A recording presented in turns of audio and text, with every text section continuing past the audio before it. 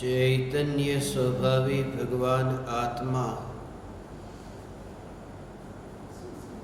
अनादि अनंत शुद्ध चैतन्य मात्र है। ज्ञान मात्र है। मैं शुद्ध चैतन्य मात्र, ज्ञान मात्र, भगवान आत्मा हूँ। प्रति समय यह जागृति बनी रहे। इस जागृति का नाम धर्म है। देह की प्रत्येक क्रिया के काल में और विकल्पों के बहते प्रवाह के काल में ज्ञानी को प्रति समय यह जागृति रहती है कि मैं चैतन्य तत्व इस देह की किसी भी क्रिया में और विकल्पों के बहते प्रवाह में कहीं भी मिला नहीं हूँ। ऐसा शुद्ध चैतन्य तत्व मैं हूँ। प्रति समय स्वयं की शुद्ध चैतन्य सत्ता का बोध आत्म जागृति ही धर्म है। चैतन्य तत्व की स्व संवेदन प्रत्यक्ष निर्विकल्प अनुभूति होते ही देह होने पर भी देहाती दशा प्रकट होती है। इतना ही नहीं, विकल्प होने पर भी विकल्पातीत दशा प्रकट होती है। चैतन्य तत्व की निर्विकल्प अनुभूति होते ही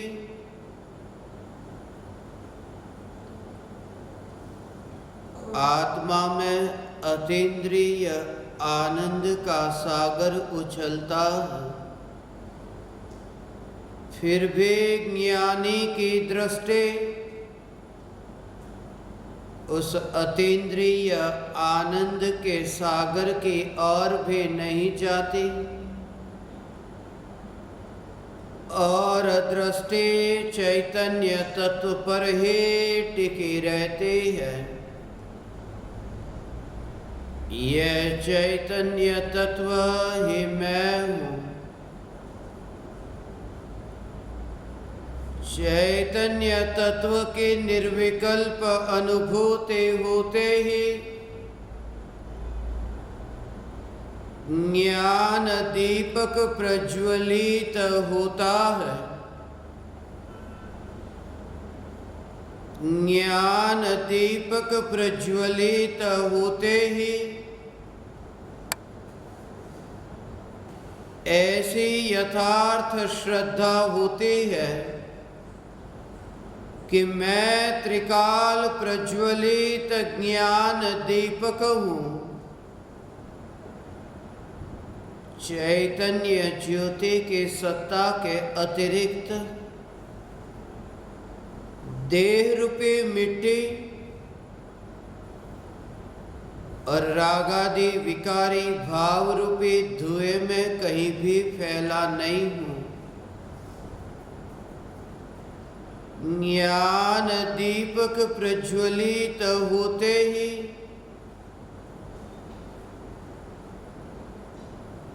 ज्ञानी स्वयं को राख की दीवार का पड़ोसी मानता है और मोक्ष मार्ग का मुसाफिर जानता है।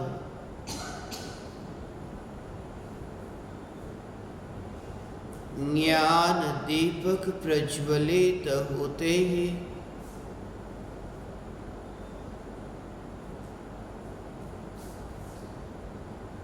चैतन्य घन पिंड में भगवान आत्मा, मैं त्रिकाल परिपूर्ण परमात्मा, ऐसे यथार्थ श्रद्धा होती है। सारे जगत के लिए भले ही वह देह के युग में रहता हो, सारे जगत के लिए भले ही वह देह की अवस्था में रहता हो, फिर भी स्वरूप के निकट जाकर अनुभव करने पर वहाँ देह भी नहीं और राग का विकल्प भी नहीं।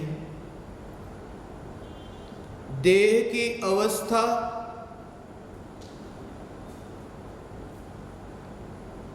ये परद्रव्य की सत्ता और राग के विकल्प रूप परिणमन, ये प्रभाव की सत्ता। स्वभाव में परद्रव्य भी नहीं और स्वभाव में प्रभाव भी नहीं। इसलिए ज्ञानी को प्रत्येक ज्ञेयों के ज्ञान में जानने में आने के काल में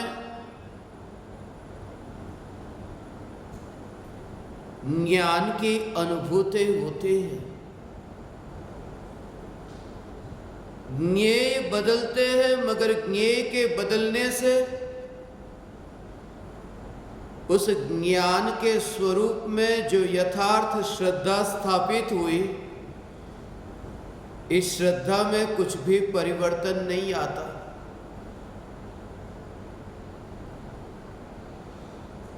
उसी को कहते हैं स्वभाव की स्पर्शना। स्वभाव की स्पर्शना होती है, वहां ये विकल्प ही नहीं होता कि ये ज्ञान किसे जानता है। जैसे अग्नि जली कि फिर वह घास का एक तिनका हो, उस तिनके को जलाया, या फिर एक लकड़ी है, लकड़ी को जलाया,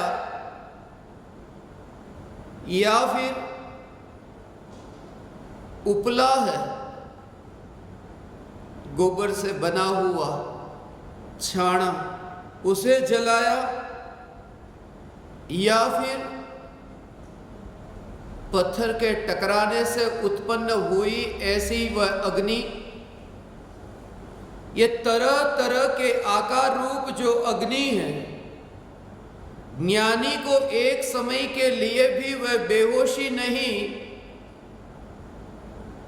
कि ये तरह तरह के आकार रूप जो अग्नि भले ही तरह तरह के आकार रूप, अवस्था रूप दिखाई देती हो, मगर अग्नि के निकट जाकर अग्नि का अनुभव हो तब ये विकल्प ही नहीं होता कि यह अग्नि कैसे। ऐसी ही यह अग्नि है, ऐसे ही यह चैतन्य अग्नि है। यह चैतन्य अग्नि अरूपी है। बाहर की अग्नि तो तुम्हें भी दिखाई देती है, भीतर में जो ज्ञान की अग्नि है, यह ज्ञान की अग्नि अलग अलग ज्ञेयों को जानने रूप परिणमित होने वाली अग्नि। वहां तो भले ही कुछ ही दृष्टांतों से यह कहा कि तृण या फिर वह उपला हो, लकड़ी हो, या फिर वह लोहा हो, या फिर वह पत्थर हो, मगर आगे कहां जाओगे? वहां सीमा है। मगर ज्ञान में वो जो स्पर्शना ज्ञानी को ज्ञेयों के आकार रूप जब ये ज्ञान की अवस्था होती है, उस अवस्था के काल में ज्ञान की ये सत्ता की जागृति, इस जागृति के बल पर ही ज्ञेयों में परिवर्तन आता है। मगर ज्ञानी की श्रद्धा में परिवर्तन नहीं आता। ये जो श्रद्धा की स्थिरता, श्रद्धा की नित्यता और श्रद्धा में यह दृढ़ निश्चय कि मैं ज्ञान मात्र हूं, मगर यह तभी होगा जब ज्ञान के निकट जाकर ज्ञान का अनुभव करे। आज तक विकल्प से ही ज्ञान का अनुभव करना चाहा और अनुभव हो न सका, क्योंकि विकल्प में ज्ञान ही कहा। विकल्प से न्यारा जो ज्ञान है, उस ज्ञान में ही जानना है। कोई भी विकार का भाव उत्पन्न होता हो, मगर उन विकारी भावों के काल में, उन विकारी भावों में वह जानने का कार्य नहीं हो रहा। वह जो जानने वाला है वह क्रोधादि विकारी भावों से न्यारा है, ऐसा यह जानने वाला। उससे यदि न्यारा नहीं होता, ये विकल्प से ऐसा भेद विज्ञान, जैसे क्रोध का भाव उत्पन्न हुआ और क्रोध का भाव जब उत्पन्न हुआ और खत्म हो गया, वो भाव गया, तो क्रोध के भाव के काल में वो जो जानने वाला है कि ये क्रोध का भाव है, वो जानने वाला वह क्रोध नहीं है। क्रोध के भाव को जानने वाला वह ज्ञान है। उसका प्रमाण यह कि क्रोध की मृत्यु हो गई। 1 बजे क्रोध आया, 4 बजे तो क्रोध है ही नहीं। 4 बजे वह क्रोध का भाव जानने में आ रहा है। क्रोध का भाव तो मर गया। क्रोध के भाव के कारण क्रोध का भाव जानने में आता, तो 4 बजे तो क्रोध का भाव है नहीं, फिर भी क्रोध का ज्ञान हो रहा है कि क्रोध था। वो क्रोध जानने में आ रहा है। इसका अर्थ कि क्रोध से क्रोध जानने में नहीं आता, क्योंकि बिना क्रोध का भी वह क्रोध जानने में आता है। वो जानने वाला न्यारा है।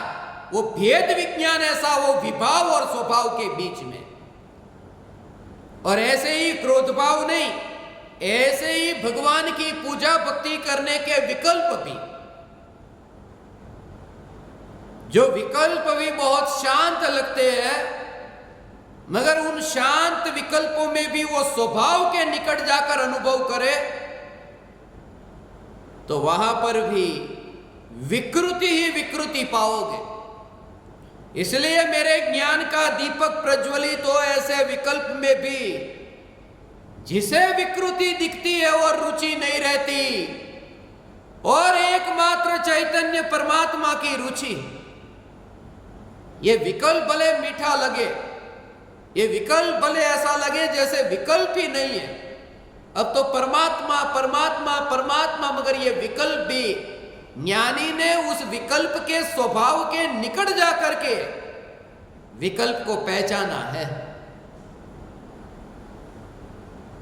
चंदन इतना शीतल है, चंदन इतना सुगंधित है, वो लगता है शीतल है, सुगंधित है ऐसा जो चंदन, मगर वो चंदन के जलने पर जो अग्नि उत्पन्न हुई, भले ही चंदन है वो शीतल है, सुगंधित है, मगर उस आग को भी यदि कोई छुएगा तो वहां पर भी कोई भेदभाव नहीं होगा कि ये तो शीतल ऐसे चंदन की अग्नि है, वहां पर भी जलना होगा। ऐसे ही तीर्थंकर परमात्मा की भक्ति का भाव तो दूर, अनंत सिद्ध परमात्मा के प्रति भी भक्ति का भाव तो दूर, मगर प्रत्येक आत्मा परमात्मा ऐसे द्रव्य स्वभाव का जोर, ऐसा जो जोर कि मैं चैतन्य ऐसे विकल्प, ये जोर का मतलब ये विकल्प का जोर अनुभूति से पहले है ना, तो अनुभूति से पहले ये जो विकल्प उत्पन्न हो, उन विकल्पों में मीठापन लगेगा ऐसा, मगर वहां से तत्क्षण ही डिस्कनेक्ट होने में सार है ऐसा। वहां पर ही, वहां मैं नहीं हूं, ऐसा कि यहां जो विकल्प उत्पन्न हो रहे हैं, इन विकल्पों में मैं हूं ही नहीं, विकल्पों में मैं नहीं हूं, क्योंकि वे विकल्प तो जलाने वाले हैं। ये विकल्प आग है, विकल्प है मीठे। पूरे दिन भर मुझे यही विकल्प रहते हैं कि मैं भगवान आत्मा हूं, मैं भगवान आत्मा हूं, यही विकल्प आजकल रहते हैं। मैं परिपूर्ण परमात्मा हूं, यही विकल्प रहते हैं। मगर भगवान मैं परिपूर्ण परमात्मा हूं, ये विकल्प रहते हैं। तुम्हें एहसास हो कि ये विकल्प की आग में मैं जल रहा हूं, ये जलना भी मुझे मंजूर नहीं है। ये विकल्प भी पक्षपात न करेगा, ये विकल्प भी पक्षपात नहीं करता, ये विकल्प भी जलाने वाला विकल्प है। ये जागृति विकल्प भी जलाने वाला है। इसलिए आजकल मुझे बहुत अच्छे भाव आते हैं। आजकल के परिणामों का तो कहना ही क्या।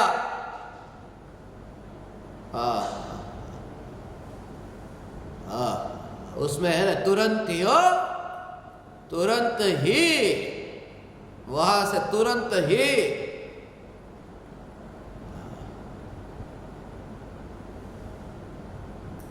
डिस्कनेक्ट होता है, उसका जुड़ाव वहां रहता नहीं है, जुड़ाव वहां नहीं रहता। वो ऐसा तीनों में ऐसा भेद, अशुद्ध पर्याय हो, एक देश शुद्ध पर्याय हो, या फिर पूर्ण शुद्ध पर्याय, मगर ये तीनों में ऐसा जो भेद, उसमें जो स्वयं की वो जो सत्ता, वो तीनों अवस्थाओं से न्यारी, ऐसी ये स्वयं की सत्ता और अस्थि में एकत्व कि मैं ये हूं, मैं का भाव, मेरे में ये वो बाहर की बात है, मेरे में अशुद्धता है, मेरे में आंशिक शुद्धता है, मेरे में पूर्ण शुद्धता है, ये बाहर की बात है। यहां तो मेरी सत्ता जो है वो ध्रुवता है, चैतन्य की ध्रुवता। एक उंगली में यहां पर 3 अंगूठी पहनकर रखी है। ये जो पहली अंगूठी है, वो पहली अंगूठी जो लोहे की अंगूठी है, और दूसरी अंगूठी है ये चांदी की अंगूठी है, और तीसरी अंगूठी है ये सोने की अंगूठी है। ये कौन सी 3? कि पहली अंगूठी है ये लोहे की अंगूठी, दूसरी है वह चांदी की अंगूठी, और तीसरी सोने की अंगूठी। ये तीनों अंगूठी को पहना तो है, मगर जब हथियार से वो पहली अंगूठी को काटे, दूसरी अंगूठी को काटे, तीसरी अंगूठी को काटे, उसमें जो कार्य होगा ना अंगूठी के कटने का, अंगूठी कटेगी, मगर अंगूठी के कटने पर भी ये तीनों अंगूठी में स्वयं की सत्ता, मैं अंगूठी ऐसा नहीं माना, मैं अंगूठी हूं ऐसा नहीं माना, ये शरीर में हूं, ये उंगली कौन है कि ये मैं हूं, ये मैं ही हूं, ये शरीर में हूं। मगर वो तीनों में वो जो कटने रूप कार्य होता है, तो वो ये नहीं मानता कि मैं कटा, ऐसा अंदर जो वेदन होता है ना, वो तीनों के कटने में वेदन, वो वेदन ऐसा नहीं होगा जैसे सुई के चुभने पर जो वेदन होता है, ये तीनों अंगूठी के कटने पर ऐसा वेदन नहीं होता। मैं ये कहता हूं कि ये जो शरीर के परमाणु को जिस प्रकार से तन्मय होकर के माना कि ये मैं हूं, ये तीनों अंगूठी में कोई ऐसा एकत्व नहीं है कि ये मैं हूं, मैं लोहा हूं, मैं चांदी हूं, मैं सोना हूं, ऐसा न मान करके ये शरीर में अज्ञानी ने ये माना। ऐसे ही ज्ञानी के लिए कि बहिरात्मा की पर्याय हो, अंतरात्मा की पर्याय हो या फिर परमात्मा की पर्याय हो, और ये पर्याय कटती हो, मरती हो, जन्म मरण होता हो प्रति समय, ये तीनों प्रकार की अवस्था का जन्म मरण होता है, मगर भीतर में यह जागृति कि चैतन्य की जो सत्ता, ज्ञानी का जो एकत्व है ना, अज्ञानी को जैसे शरीर के ये परमाणु, ये शरीर के परमाणु में जैसे तन्मयता है कि ये शरीर के परमाणु में, ऐसे ही ज्ञानी को चैतन्य की सत्ता में एकत्व है। वो द्रव्य दृष्टि का जोर ऐसा वो पर्याय पर नहीं, पर्याय जब द्रव्य का आश्रय लेती है तब वो पूरा जोर द्रव्य पर जोर है। और जब सम्यक दर्शन प्रकट होता है, आपने ये आज तक सुना है ना कि सम्यक दर्शन की पर्याय जब प्रकट होती है तो सम्यक दर्शन उस श्रद्धा गुण की पर्याय ने त्रिकाली में एकत्व किया। और जैसी श्रद्धा सच्ची हुई कि श्रद्धा जैसी सम्यक हुई कि ज्ञान सम्यक, चारित्र सम्यक हो गया, मगर वो जो ज्ञान और चारित्र सम्यक हुए हैं, वो श्रद्धा सच्ची हुई है, वो श्रद्धा के कारण ज्ञान चारित्र नहीं, उसका सूक्ष्म भाव ये समझो।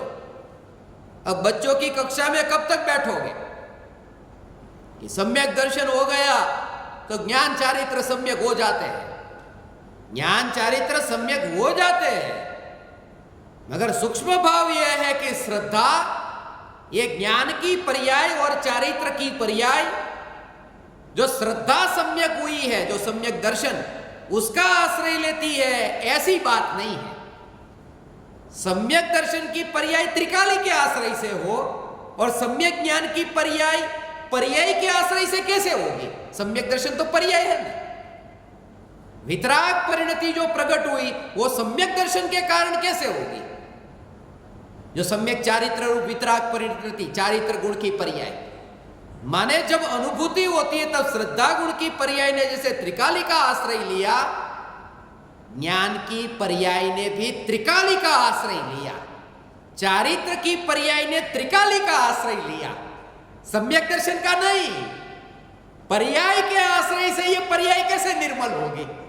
समझ में आया ना? एक समय की यह सम्यक दर्शन की पर्याय जिस पर्याय के आश्रय से दूसरी पर्याय कैसे निर्मल होगी? इसलिए ये हो, वरना क्या होगा? वरना क्या होगा? अनंत गुणों की पर्याय, उसको त्रिकाली की जरूरत ही नहीं रही। अनंत गुणों की पर्याय को त्रिकाली की जरूरत नहीं रही। क्यों नहीं रही? कि श्रद्धा सच्ची हो गई तो ज्ञान कहता है श्रद्धा के कारण में सम्यक, चारित्र कहे श्रद्धा के कारण में सम्यक, सुख गुण की पर्याय कहे श्रद्धा के कारण में सुखी।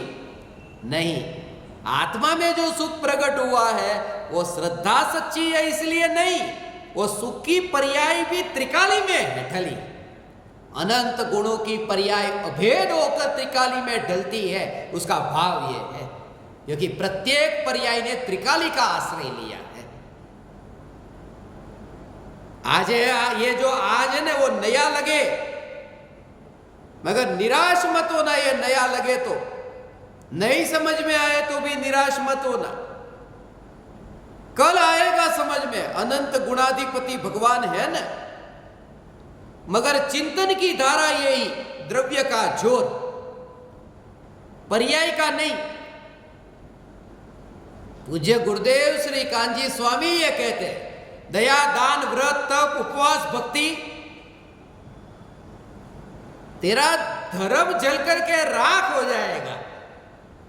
ऐसा यदि तेरा धर्म इन सब में है तो तेरा धर्म जल करके राख होगा, क्योंकि देह की क्रिया में तेरा धर्म है।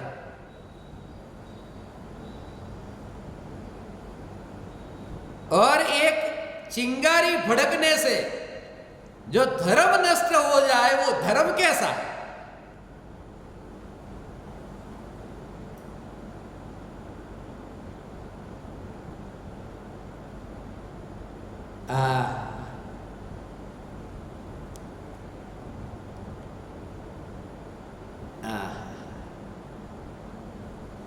ज्ञान का दीपक प्रज्वलित हुआ कि ऐसी दृष्टि प्रकट हुई कि मेरा धर्म है वो मेरा धर्म चेतन का धर्म चेतन में है।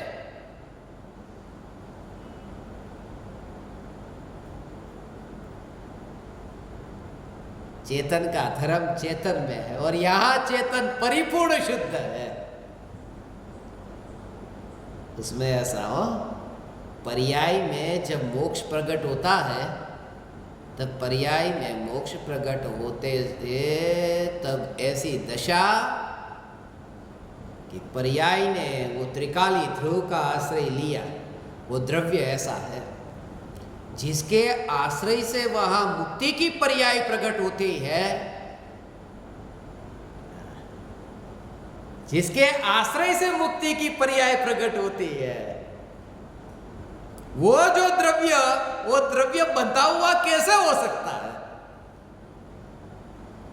जो स्वयं ही बंधा हुआ हो तो उसके आश्रय से मुक्ति मिलेगी कैसे? मैं ये कहता हूं कि तुम्हारा तत्व विचार कि मैं तो पाप से बहुत बंधा हूं, पाप के कर्म इतने इतने कर्म बांधे, बहुत पाप से बंधा हूं। भगवान नहीं बंधा। पाप से बंधा होता तो पाप से बंधा होता तो मुक्ति मिलती कैसे?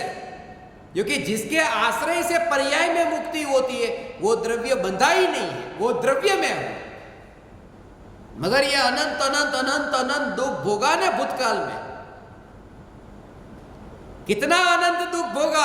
हाँ भोगा तो है, पर्याय में तो भोगा ने अनंत दुख। अनंत दुख पर्याय में भोगा। ये भगवान आत्मा की महत्ता है। ऐसा है ये। हाँ, झटका लगेगा थोड़ा ज्ञान दीपकों को। ये भगवान आत्मा की महानता है। अनंत अनंत दुख भोगना ये भगवान आत्मा की महानता है। एक आदमी है ना, वो बहुत बड़ा धनवान है। उसको उसके पास में मैं जब भी जाता हूं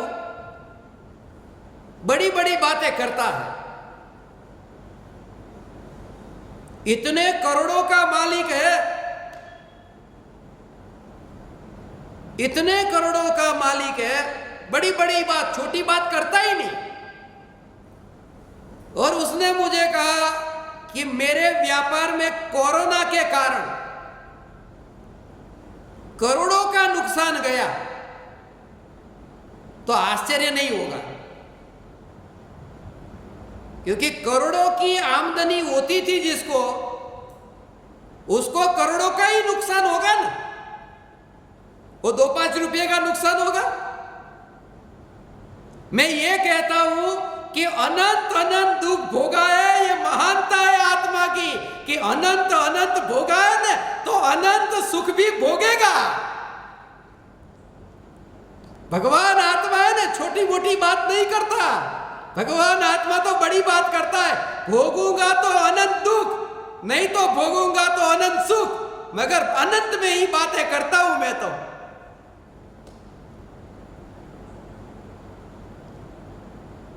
जैसे करोड़पति छोटी बातें नहीं करता। इसलिए जब भी मैंने तुम्हें कहा हो कि अरे भगवान आत्मा ने अनंत दुख भोगा, आत्मसिद्धि शास्त्र में परम कृपालु देव ने लिखा ने, जो परम कृपालु देव आत्मसिद्धि शास्त्र में लिखते हैं कि जे स्वरूप समझा विना पाम्यो दुख अनंत। जब भी मैंने ये पढ़ा कि जे स्वरूप समझा विना पाम्यो दुख अनंत, तब यही विचार आया कि अनंत दुख भोगा, तो यह खुशी के समाचार है कि दुख अनंत भोगा है तो सुख भी कभी भोगेगा तो अनंत भोगेगा। एक समय के लिए भी वर्तमान पर्याय में जो मलिनता है, विकृति है, उस विकृति से निराशा ही नहीं, मगर वो तब होगा जब द्रव्य दृष्टि का जोर होगा। ये विरले ज्ञान दीपक चैतन्य चैतन्य चैतन्य, पूजा भक्ति व्रत तप नहीं करोगे ना, नरक में जाओगे। खाना पीना जलसा घूमना फिरना कुछ भी छोड़ा नहीं, नरक में जाओगे। सातवें नरक में भी जाना पड़े ना तत्व के संस्कार के साथ, ये चैतन्य तत्व के संस्कार के साथ सातवां नरक भी मंजूर है, सातवां नरक मंजूर है। और चैतन्य तत्व के संस्कार के बिना नौवां ग्रैविक भी मंजूर नहीं है। उसका भाव यह है, उसका भाव इस भाव में चैतन्य चैतन्य, किसी का ज्ञान का दीपक प्रज्वलित नहीं हुआ ना, हो सकता है ना कि आप में से किसी का ज्ञान का दीपक प्रज्वलित न भी हो, इस भाव में न हो, ऐसा हो सकता है। अब तो विचार भी नहीं आता प्रज्वलित होगा नहीं होगा, यहां तो त्रिकाल प्रज्वलित। मगर कभी ऐसा हो जाए, चलो कल्पना करने में क्या जाता है, वास्तव में यह कल्पना ही की है कि ज्ञान का दीपक प्रज्वलित नहीं हो रहा, यह कल्पना ही तो है, सत्य से तो विपरीत है। सत्य स्वरूप तो यह है जो त्रिकाल प्रज्वलित। आत्मा के संस्कार के बिना क्रियाकांड करके व्रत तप करके नौवें ग्रैविक में जाए, वो नौवें ग्रैविक में जाकर के आत्मा का बीजारोपण नहीं है, संस्कार नहीं आत्मा का, मैं परमात्मा ऐसा संस्कार नहीं। और मर करके वहां से गया सीधा निगोद में, स्वर्ग से निगोद में गया।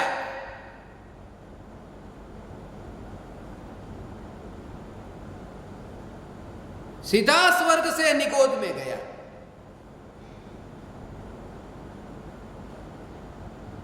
और कोई जीव नरक में है, और यहां क्रियाकांड नहीं किए थे, भोगों को भोगा था। दुकान पर बैठता था तो रुपये की नोट को गिनते समय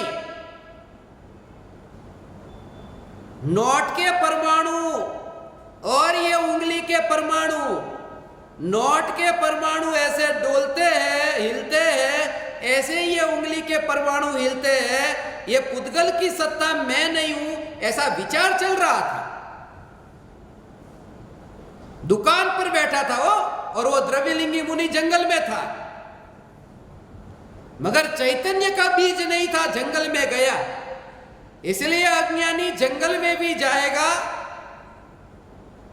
तो वहां पर भी, जंगल में जाकर के भी अज्ञानी वहां पर जंगल में भी घर बनाता है। और ज्ञानी की यह विशेषता कि ज्ञानी घर में रह करके भी, ज्ञानी की वह दशा कि घर में रह करके भी ज्ञानी जंगल में वन विहारी है। घर में रह करके भी ज्ञानी घर में नहीं है, और अज्ञानी जंगल में जाकर के भी जंगल में घर बनाता है। बनाए ना हमने। ये फार्म हाउस क्या है? ये फार्म हाउस माने, फार्म माने जंगल, और जंगल में बनाया घर, फार्म हाउस माने अज्ञानी फार्म में जाएगा तो भी हाउस बनाएगा। सातवें नरक में जो गया, यहां पर सम्यक दर्शन नहीं पाया, आत्मा का अनुभव नहीं हुआ। सातवें नरक की वेदना, ये आगम के प्रमाण है। चैतन्य का बीजारोपण नहीं। और स्वर्ग में गया, वहां से भोगों को भोग करके निकोद में गया।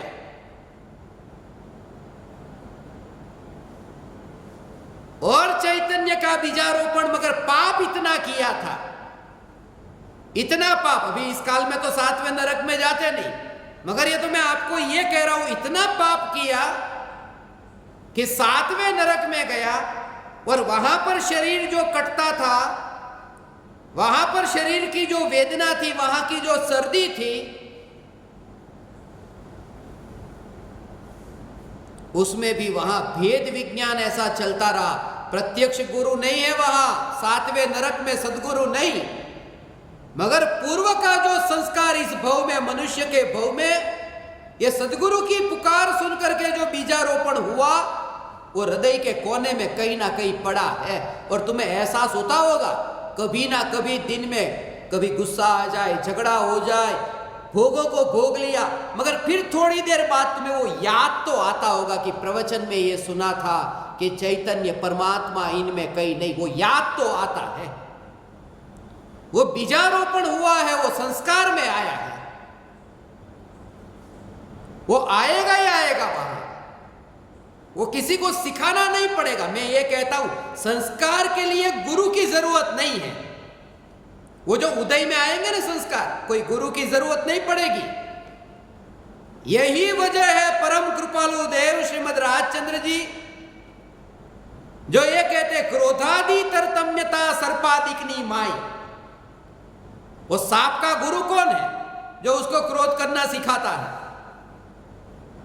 सांप को क्रोध करना किसी ने सिखाया नहीं, उसका कोई गुरुजी नहीं है वहां, मगर पूर्व जन्म संस्कार कि बिना सिखाए वो उदय में आता है।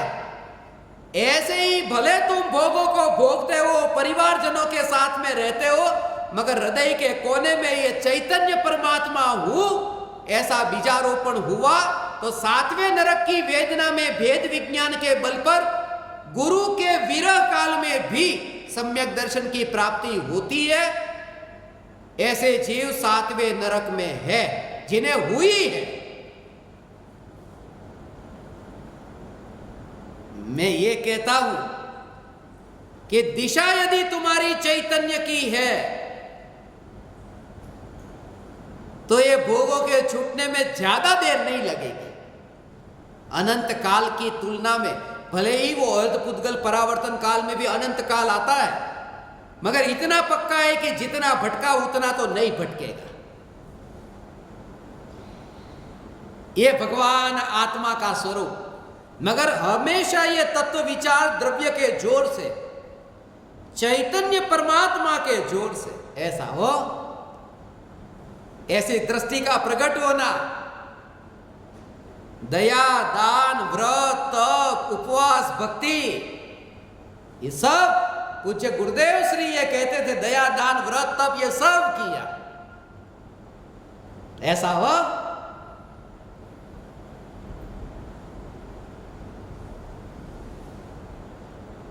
कबूतर को अनाज के दाने डाले,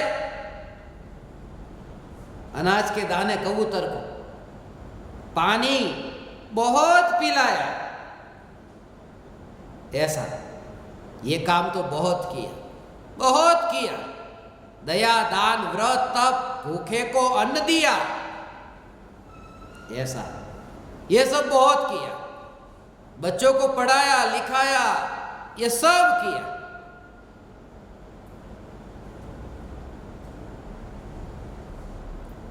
ऐसा, मगर उसका मालिक कोई है ना? कोई मालिक है? कोई मालिक नहीं, कोई स्वार्थ नहीं। अब कबूतर से क्या स्वार्थ है? चिड़िया से क्या स्वार्थ है? कुछ लेना थोड़ी है उससे, उसे तारीफ थोड़ी सुननी है। जब तुम चिड़िया को पानी पिलाते हो तुम्हें ये आशा है कि वो चू चू चू करके बोलेगी तो कितना मधुर मधुर बोलेगी, ऐसा तुम्हें भाव आता है? कुछ लेना ऐसा भाव आता है? ये तो तुम्हारे अंदर है, ये भाव तुम्हारे अंदर है। मगर यदि कोई व्यक्ति जिस चिड़िया को तुमने पानी पिलाया उसी चिड़िया को पकड़ करके उसकी हत्या करके, ऐसा होता है ना, बकरी को तुम इतना खाना खिलाओ, मगर ऐसे लोग हैं ना इस दुनिया में, जिंदा बकरी को मार डालने वाले कसाई है कि नहीं? तो बकरी को पानी देना, घास देना, यह भाव तो आ जाता है, मगर कौन सा भाव नहीं आता कि बकरी को काटने के लिए जब कसाई लेकर जाता है जिंदा बकरी को, तब उस कसाई को परमात्मा के रूप में देखना, यह वितरागी धर्म है। यह भाव आज तक नहीं आया। तुम्हें लगेगा कभी विचार आया, कभी तुम्हें विचार आया? मुर्गे की दुकान पर कोई काटता हो, उसमें परमात्मा के रूप में देखना, उसको तो परमात्मा के रूप में बाद में, यदि मैं ऐसा नाम भी लूं ने, तुम कहोगे ऐसा प्रवचन सुनना बंद कर दूं जहां पर ये कसाई की बातें आती है। ये अनंत अनंत काल की, क्योंकि अभी जो जाना है कि जिस कसाई को मैंने अभी मेरे ज्ञान में जाना, अभी मेरा रास्ता बदल गया, कसाई उधर चला गया, उसे कोई संत मिल गया, उसका जीवन बदल गया, और मैं अपने भीतर में कि कसाई ऐसा था, कसाई ऐसा था, और अपना संसार बढ़ाता हूं, उसका तो जीव, उसका तो संसार वहीं पर ही पलट गया, उसका तो वहां पर उद्धार हो गया, मगर मेरे भीतर उसके प्रति जो विकृति है, मेरा भटकना हो रहा है। इसलिए हो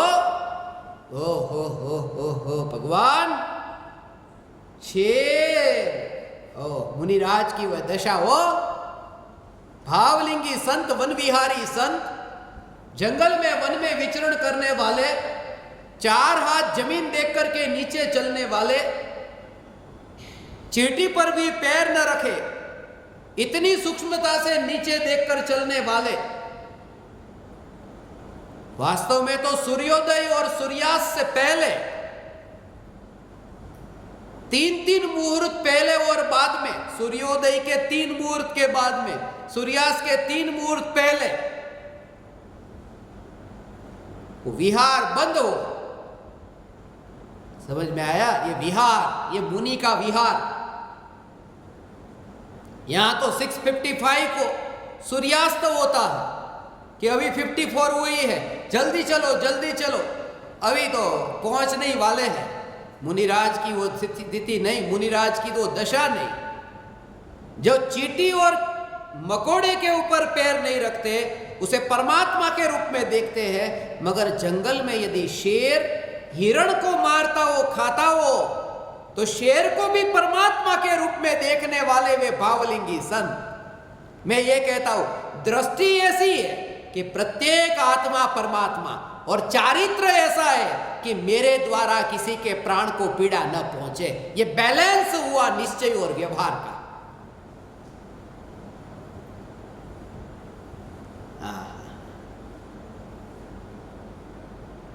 अनछने पानी को पीकर के मैं हिंसा न करूं, ये भावना, अनछने पानी को पीकर के हिंसा न करने की भावना,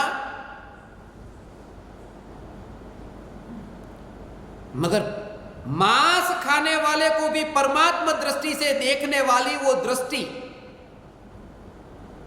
वो तभी तुम्हें वो भाव आएगा, वरना 7वें नरक का नार की तुम्हें परमात्मा, अभी तो यहां का जो है, यहां का कसाई परमात्मा नहीं दिखे, उसे 7वें नरक में वो नार की परमात्मा कैसे दिखेगा?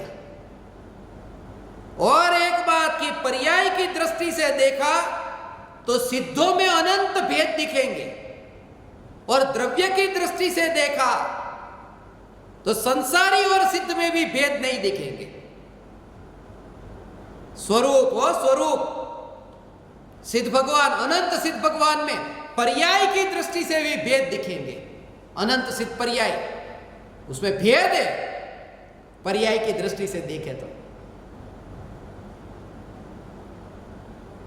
सिद्ध भगवान में भेद, सिद्ध भगवान माने तो पूर्ण शुद्ध, वहां पर्याय में भेद कैसा? सिद्ध भगवान की, अनंत सिद्ध भगवान की पर्याय में भी भेद होता है, क्योंकि अनंत सिद्ध परमात्मा के आकार की जो पर्याय है वो अलग अलग है। प्रदेशत्व गुण की पर्याय, सिद्धों का आकार अलग अलग है ना, तो पर्याय की दृष्टि से देखो तो अनंत सिद्ध परमात्मा में भेद दिखेगा, और द्रव्य की दृष्टि से देखो तो संसारी और सिद्ध में भी भेद नहीं दिखेगा। ऐसी चैतन्य की दृष्टि, मगर वो तभी तुम्हें होगा जब ज्ञान के निकट जाकर ज्ञान स्वरूप को, कि मैं जहां जहां देखूं वहां तो मुझे परमात्मा ही परमात्मा दिखता है। अब मुझे अगले भव में जाने की जल्दी नहीं, इस भव में ठहरने की आकांक्षा नहीं, क्योंकि जहां जहां मैं हूं वहां तो मुझे स्वरूप वो ज्ञेय में परिणमित होकर के भी जो परिणमित नहीं हुआ, वो कहने में आता है कि ज्ञेयाकार अवस्था ज्ञान की, वास्तव में तो ज्ञानाकार है, और वास्तव में तो ज्ञानाकार नहीं, ज्ञान मात्र है। नमक की डली को अलग अलग भोजन के पदार्थ में डाला, ऐसा वो डली को जहां भी डालो, खिचड़ी में डाला, सब्जी में डाला, आटे में डाला, चावल में डाला, ये जहां पर भी तुमने वो नमक की डली को डाला है तो नमक को डाला। अब जब जो भी भोजन तुम करोगे, वो भोजन जैसे ही जीभ पर आया, ये तुम्हें जो अनुभव, खारेपन का जो अनुभव होगा, उस समय खिचड़ी खारी ऐसा नहीं, वो खारापन नमक का है। वो आटा खारा ऐसा नहीं, वो खारा नमक है।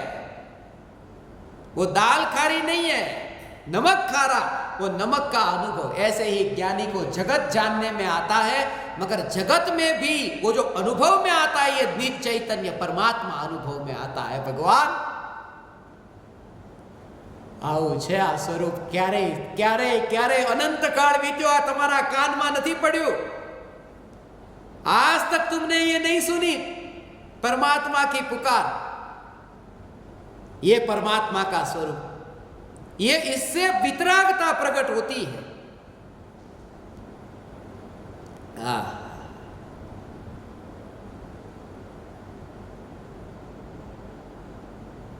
ये शरीर के परमाणु, ये राग की दीवार, और राग की दीवार फिर ज्ञान रूपी दर्पण में प्रतिबिंबित होती हो। कोई चेष्टा नहीं है ज्ञान दर्पण की, ऐसा में चैतन्य दर्पण खंड खंड में खंडित नहीं होता। देह के परमाणु के तो अनंत खंड होते हैं, क्षयोपशम ज्ञान भी अनंत अनंत अनंत पर्याय वाला, वो खंड खंड रूप है। मगर जो चैतन्य सत्ता है, ये चैतन्य सत्ता अखंड है। ये तुम्हें गारंटी दे दी,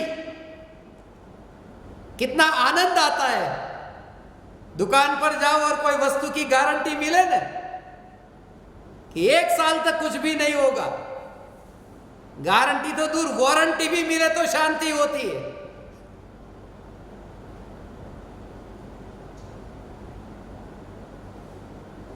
कुछ भी हो, कुछ भी हो,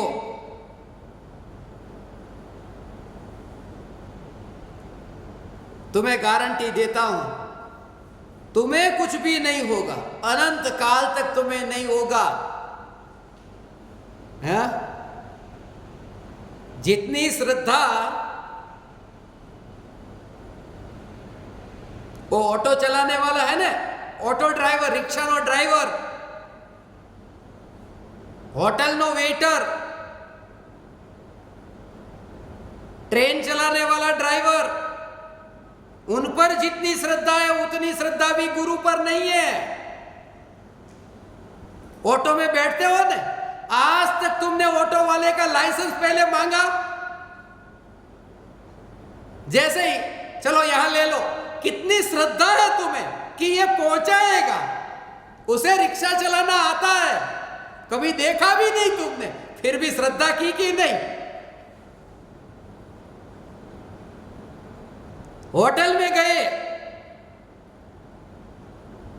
वो थोड़ी सी तनख्वाह का ऐसा नौकर जिनको थोड़ी तनख्वाह मिलती है, जो नाता होगा नहीं नाता होगा क्या पता, खाना बनाया होगा तो उसमें भी कीड़ा आ जाता है तो निकाल कर रख दिया हो, क्या पता, होता है ऐसा।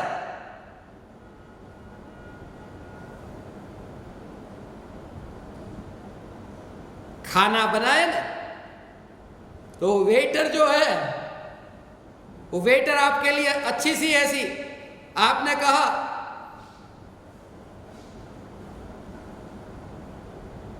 कि अच्छी सी मसालेदार चाय लेकर के आओ,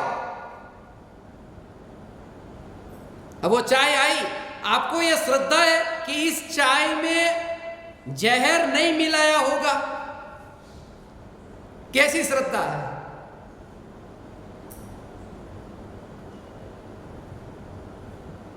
सीधी पी लेते हो, जिसको जानते नहीं पहचानते नहीं उस पर भी इतनी श्रद्धा है कि वो कहीं गड़बड़ नहीं की होगी। ऐसी रात को ट्रेन में बैठते हैं, आज का समय अभी बस ट्रेन में ही बैठने वाला हूं मैं, 19 साल पहले 8 तारीख की रात को ट्रेन में बैठा था, अहमदाबाद से मुंबई जाने के लिए, जिंदगी में पहली बार वो ट्रेन याद आ गई कि रात को बैठे ट्रेन में, आंख बंद हो गई, मगर यह श्रद्धा कि सुबह मुंबई होंगे। कभी तुम्हें वो देखना पड़ता है कि कौन सा गांव आया, कि श्रद्धा है कि यहां से निकले तो वहां पहुंचेंगे। ऐसी श्रद्धा भी गुरु के ऊपर कहा, जो गुरु तुम्हें गारंटी देता है तुम्हें अनंत काल तक कुछ नहीं होगा, तुम ज्ञान दर्पण हो। एक बीमा कंपनी वाले हैं ना, उनके पास में मैं गया, मेरे पास ज्यादा तो कुछ संपत्ति थी नहीं, कमरे में एक दर्पण था, तो बीमा कंपनी वाले को मैंने बोला इंश्योरेंस निकालना है, वीमो उतरा वो सर। बोले किसका बीमा? मैंने कहा दर्पण का। बोले मगर ठिकाने से, दिमाग तो ठीक है ना, दर्पण का कभी बीमा जिसका ठिकाना नहीं, अभी बीमा निकाला और अभी फूट गया पता नहीं। वो दर्पण जिसका बीमा नहीं निकालते, जिसका इंश्योरेंस नहीं, दर्पण का इंश्योरेंस नहीं होता। सदगुरु कहते हैं तेरा ज्ञान दर्पण इंश्योर्ड है, इंश्योरेंस अनादि अनंत गारंटी है, चल तुझे कुछ भी नहीं होगा, और कुछ हो तो मेरे पास आना, कुछ भी होता है ना तो मेरे पास आना, और जब तू मेरे पास आएगा तब मैं तुझे बता दूंगा कि ये जो आया वही तो ज्ञान दर्पण है।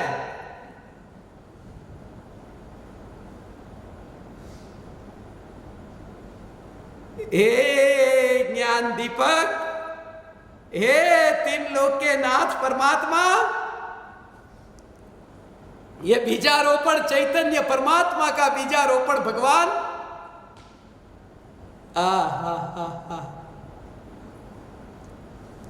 ऐसी अनंत अनंत अनंत गुणाधिपति भगवान आत्मा की महिमा, ऐसी महिमा हो भगवान। ये ज्ञान दर्पण और ये राख की दीवार,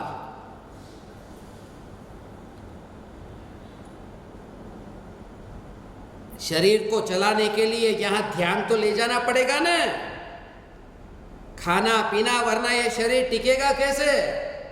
कि दर्पण के बिना भी उसका काम अटकने वाला नहीं है। इसका ये देह का काम दर्पण के बिना नहीं अटकेगा, ज्ञान दर्पण के बिना देह का काम नहीं अटकेगा। आदिवासी लोग होते हैं ना, उनके पास दर्पण नहीं होता, जो ऐसे दूर दूर जंगलों में रहते, कहां दर्पण? मगर बिना दर्पण के उनका काम होता है कि नहीं? आदिवासी का जैसे बिना दर्पण के काम होता है, ऐसे ही ये देह आदिवासी है। देह भी आदिवासी, क्योंकि देह की शुरुआत है, इसका जन्म है। ऐसा ये देह आदिवासी जिसका काम अटकने वाला नहीं, ज्ञान दर्पण के बिना। ऐसा ये ज्ञान दर्पण, मैं भगवान, आत्मा भगवान है। आज तो तुम नाचो।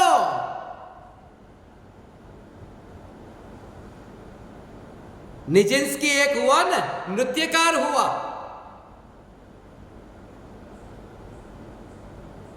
यूक्रेन में पैदा हुआ था, मरा वो यूके में।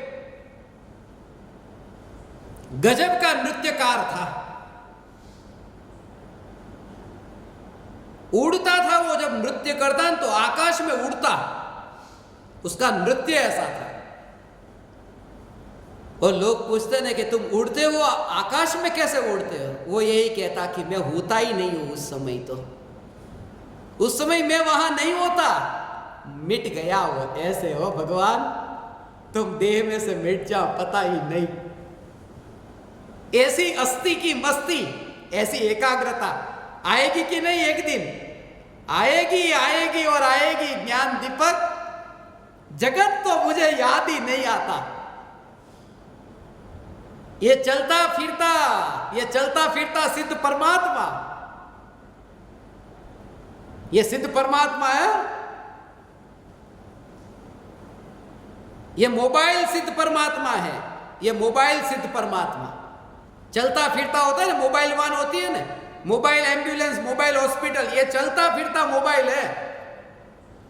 ये मोबाइल से मुझे याद आया,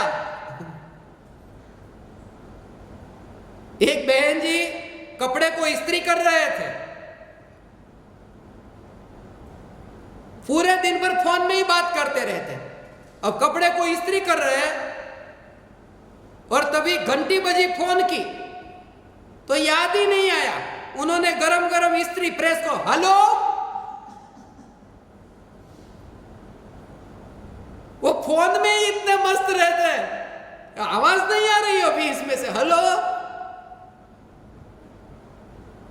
मैं तुमसे ये कहता हूं, तुम चैतन्य की मस्ती में, चैतन्य मोबाइल में इतने मस्त हो जाओ कि तुम्हें चैतन्य की घंटी ही सुनाई दे, चैतन्य की पुकार ही सुनाई दे। और एक समय ऐसा आए कि ज्ञान का अंतर्नाद ही तुम्हें सुनाई दे। हे ज्ञान दीपक,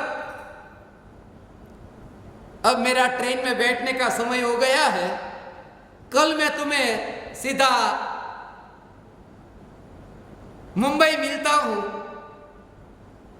कल सुबह मुंबई पहुंच जाऊंगा और अपन कल शाम को 7:42 पर 3 दिन की मोहमयी से मोहजयी शिविर के लिए मिलेंगे। आज इतना ही।